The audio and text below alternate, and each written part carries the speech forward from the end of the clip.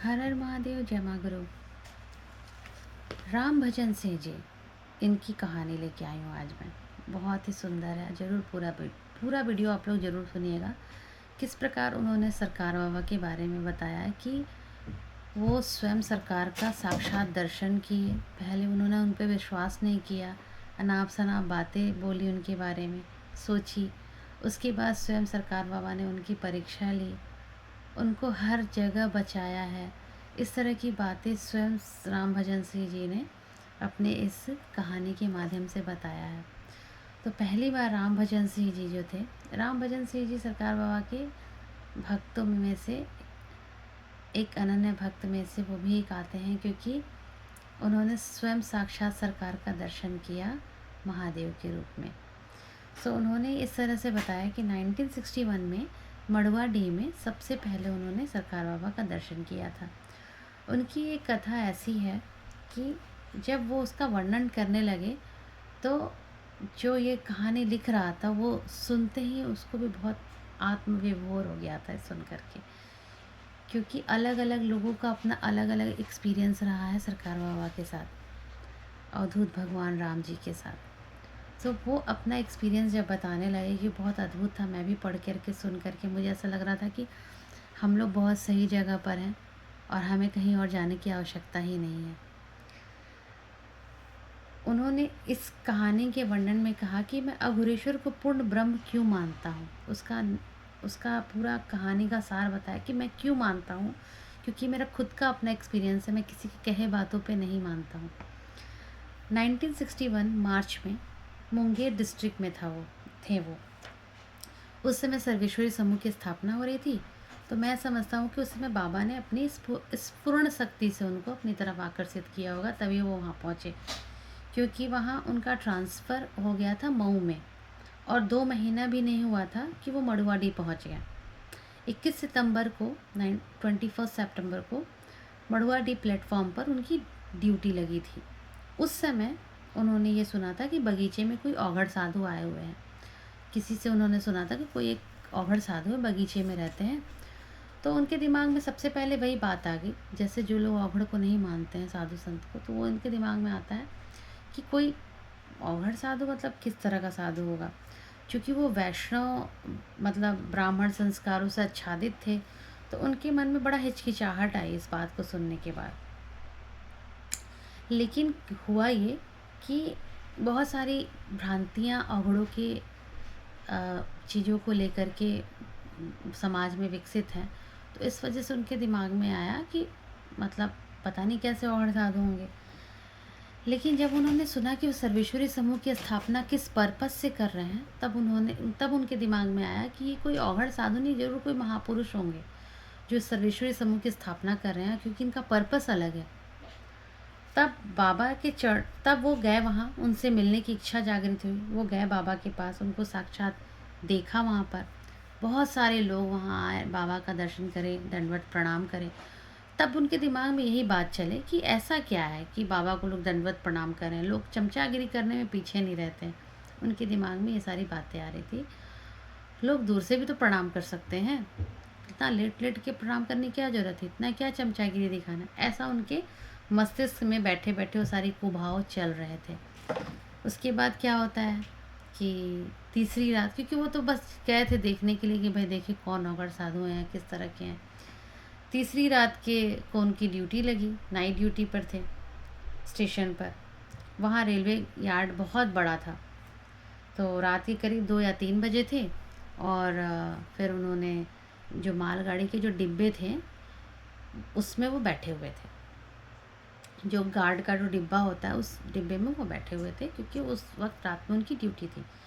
तो उन्होंने देखा कि बहुत ही हष्ट पुष्ट लंबा चौड़ा आदमी लुंगी और गंजी पहने हुए मालगाड़ी के जो जितने भी डब्बे हैं ना बैंगन, उनकी सील को चेक कर रहा है, सील को देख रहा है। तो उनके दिमाग में आया कि रात को ये कौन आदमी यहाँ पर डब्बा चेक कर रहा है, मतलब ये पक्का कोई चोर या डकैती होगा। तो वो ये सोचने लगे कि अभी इसको हम बताते हैं, अगर मैं इसको पकड़ लूँगा ना तो मेरी सब जगह वाहवाही हो जाएगी, नाम हो जाएगा कि मैंने चोर को पकड़ा है करके। वो उसके पीछे दौड़े। दौड़ने के बाद होता है कि जो चोर था, मतलब जो वो आदमी था, वो डब्बे के उस तरफ चला जाए, 2 डब्बे के इस तरफ चला आया। उनको पूरा छक्का मारा, दौड़ा मारा। वो कितनी बार गिर गए, उनका घुटना छिल गया, पैर छिल गया, हाथ छिल गया और बहुत थक गए, थक के चूर हो गए। सामने से ही वो आदमी उनके अंतर्ध्यान हो गया। वो बड़े अचंभित हो गए, लेकिन इतने वो थक गए थे, उनको इतनी चोट लग गई थी, वो गार्ड के डब्बे में वापस गए और जाकर के वहाँ पर उनको झपकी आई और वो वहीं पर सो गए। सोने के बाद उन्होंने स्वप्न में देखा कि अघोरेश्वर महाप्रभु जो सरकार बाबा थे, वो गुड़गुड़ी पी रहे हैं मड़ुआडीह बगीचे में। और उन्होंने ये भी देखा, उन्होंने यहाँ इसका वर्णन किया हुआ है कि स्वप्न में देखा कि मड़ुआडीह के बगीचे में अघोरेश्वर हुक्का गुड़गुड़ा रहे हैं और हम सभी लोग वहाँ बैठे हुए हैं। फिर मैंने देखा कि वही अघोरेश्वर त्रिकालदर्शी महादेव के रूप में वहीं खड़े हैं। मैंने जाकर सोचा कि अरे यह क्या हो रहा है, वही बाबा, कहीं बाबा मेरे ऊपर तंत्र तो नहीं मार दिया है, उनके दिमाग में कोई तंत्र मंत्र तो नहीं कर दिया ये औघड़ साधु। सुबह हो गई थी। सुबह 8 बजे ड्यूटी से मुक्त होकर नहा धोकर मैं मड़ुआडीह पहुंचा तो देखा कि बाबा उसी तरह बगीचे में हुक्का गुड़गुड़ा रहे थे। फिर मॉर्निंग में सुबह उठ करके वो गए नहा धो करके 8 o'clock पे, जब उनकी ड्यूटी ओवर हो गया तो उसके बाद वो गए सच में देखने बाबा को। सच में बाबा उस समय उसी तरह हुक्का गुड़गुड़ा रहे थे। तो जैसे ही वो वहाँ पहुँचे ना, तो बाबा हंस करके उनसे कहा कि कहिए सिपाही जी, भोर में आप डाकू नहीं पकड़े? अरे आपका तो सब छिल गया है, कैसे यह सब घाव लगा है, ऐसे पूछ रहे हैं हंस के। तो इतना सुनते ही ना वो रोने लगे, क्योंकि उनको विश्वास हो गया कि तो अद्भुत कोई संत महात्मा ही है कि सब कुछ जान गए।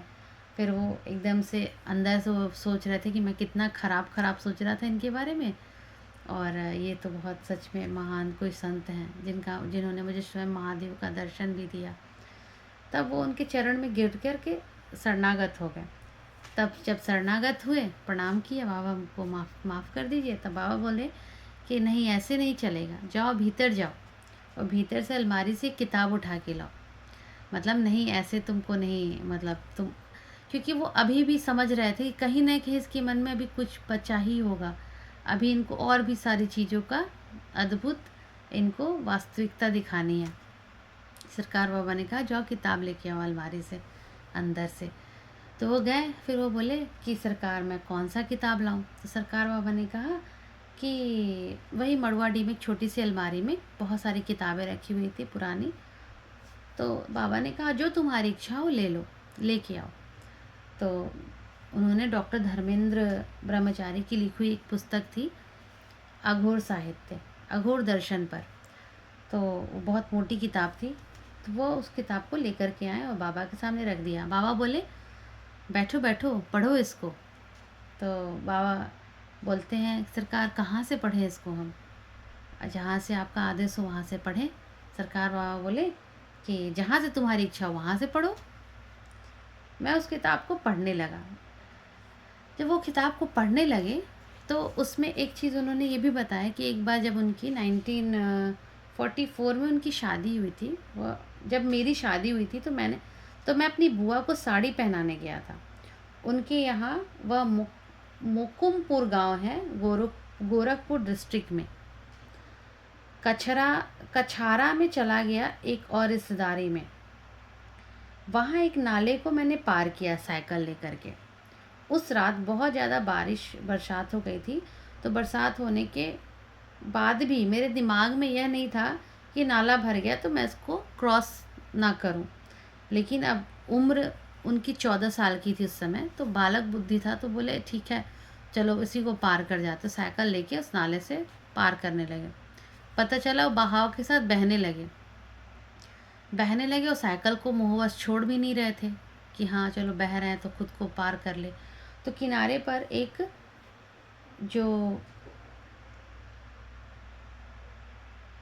यादव जी थे वो वहाँ पर घास काट रहे थे किनारे में। फिर उन्होंने क्या किया, आवाज़ दिया, बोले अरे साइकिल को छोड़ो, अपनी जान बचाओ। तो तब भी नहीं छोड़ रहे थे। तब उन यादव जी उनको पलट के खूब गाली देने लगे। बोले कि अब उसको छोड़ो साइकिल को, तुम अपनी जान बचाओ करके। तब वो साइकिल को छोड़े और किसी तरह हाथ पैर मार के किनारे पे आ गए। फिर वो यादव जी पूछे कि तुम कौन हो, कहाँ से हो? तब वो बोलते हैं कि मैं, मतलब अपने फूफा जी का नाम बताएं कि मैं उनके घर जा रहा था ऐसे करके। तो बोले अच्छा, बैठो बैठो, अभी साइकिल निकाल लेंगे। उसके बाद वो गए अपने घर और लग्गी लेके आए और साइकिल को दूर से निकाल लिया, निकाल कर खींच के उनको दे दिए। उनकी जान बच गई। कितने आदमी मर चुके हैं यहाँ पर, उन्होंने बताया कि बहुत आदमी यहाँ पर लोगों का जान गया है। बाबा के सामने उस किताब को पढ़ने लगा। जब वो किताब को पढ़े तो ये घटना जो था हूबहू उसमें वर्णित था। जब मैंने उस किताब में वहाँ पढ़ा तो मैंने कहा अरे यह क्या? और उस किताब में वहाँ प्रश्न हो रहा है कि तुमको राम भजन मैंने ही बचाया था। मतलब वो कहानी उनके साथ हो चुकी है जो अभी बताया है उन्होंने, उस किताब में सेम वो कहानी लिखा है और नीचे लिखा है कि तुमको राम भजन मैंने ही बचाया था। मतलब वो जो उस यादव के रूप में जो थे, सरकारी थे, जो उन्होंने वहाँ पे बचाया। इसी तरह जब मैं आरपीएफ पुलिस में था तो एक भूल से मिलिट्री ट्रेन पे चढ़ गया था, तो रात्रि में। तो गार्ड जो था वो गोरखा, पहाड़ी गोरखा था और उसने सीने पे बैनर रख के बोला ये अभी के अभी कूद जाओ।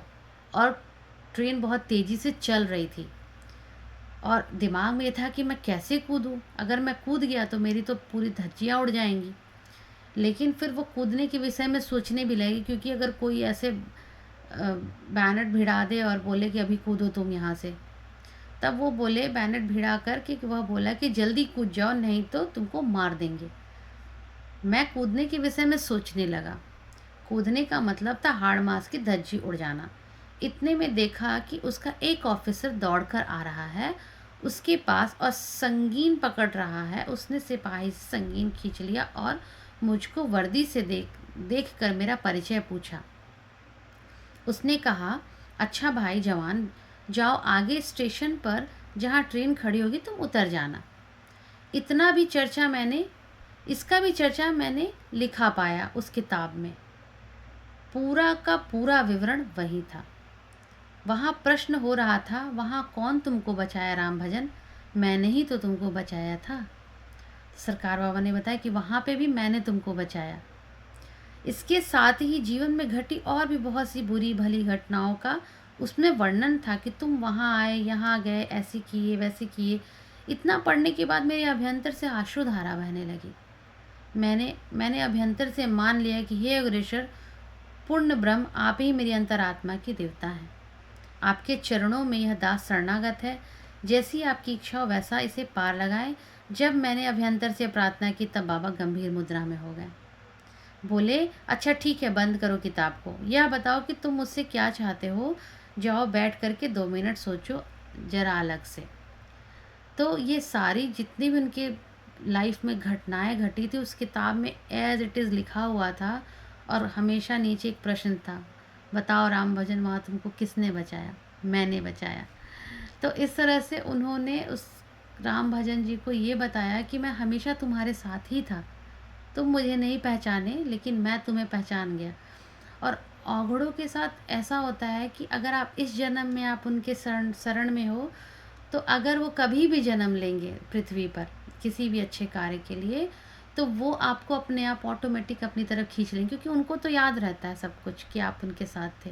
तो ऑटोमेटिकली वो आप उनके शरणागत हो जाएंगे। जो कुछ भी इस जन्म का बचा हुआ है वो अगले जिस भी जन्म में अगर वो आते हैं इस पृथ्वी पर, रूप धारण करते हैं, तो वो आपको अपनी तरफ आकर्षित कर लेंगे, वो आपको खींच लेंगे। तो वो एक जन्म जन्मांतर ही रिश्ता रहता है। तभी वो प्रोटेक्शन, वो प्यार, वो स्नेह, वो ध्यान सब कुछ रहता है। इसी प्रकार उन्होंने जब उनसे पूछा कि राम भजन तुम बताओ तुम मुझसे क्या चाहते हो, तो राम भजन जी ने कहा, सोच करके बोला सरकार मैं क्षत्रिय वंश से हूँ। मैं इतना बस चाहता हूँ कि हे नारायण, जब आपने मुझसे पूछा ही है कि मैं क्या चाहता हूँ, तो मेरी यही इच्छा है कि मेरा क्षत्रिय वंश इस देश की सेवा कर सके। इतना सुन करके बाबा कुर्सी से उठ गए और बोले कि तुम नहीं जानते हो क्षत्रिय वंश हरिश्चंद्र को पैदा कर चुके हैं। उसके बाद ही इनको त्रेता युग में राम को और द्वापर में कृष्ण को पैदा करने का अधिकार मिला था। यह तो बड़ी कठिन समस्या है। फिर बाबा हाथ उठाकर बोले, जाओ तपस्या रत रहो, घबराना नहीं, समय काल तुम्हें विजय प्राप्त कराएगा। लेकिन इसके लिए तुमको बहुत कष्टमय जीवन भी व्यतीत करना होगा। तो आज भी मेरा जीवन बहुत कष्टमय व्यतीत हो रहा है, लेकिन मुझे उन अग्रसर के चरणों में पूर्ण विश्वास है कि मेरे संकल्प को जो मैंने मड़ुआ डी बगीचे में किया था अवश्य पूरा कराएंगे। तो इस प्रकार सरकार बाबा ने उनको वास्तविकता से का दर्शन कराया, अपना दर्शन कराया और राम भजन जी को आशीर्वाद दिया कि जो तुम चाहते हो वो तुम्हारा पूर्ण हो। लेकिन क्षत्रिय बनना मतलब आपके अंदर इतनी शक्ति होनी चाहिए कष्ट बर्दाश्त करने की, वो सारे चीज़ों को हटाना, आपके ऊपर से उस विघ्न बाधा को हटाना, ये सारी चीज़ें बहुत कठिन रास्ता होता है, जिसको सरकार बाबा ने पहले बताया कि ये बहुत कठिन है। राजा हरिश्चंद्र जी थे, अपने सत्यता से इतना चारों तरफ इतना फेमस थे कि उन्होंने सब कुछ अपना दांव पे लगा दिया था, लेकिन उन्होंने झूठ नहीं बोला।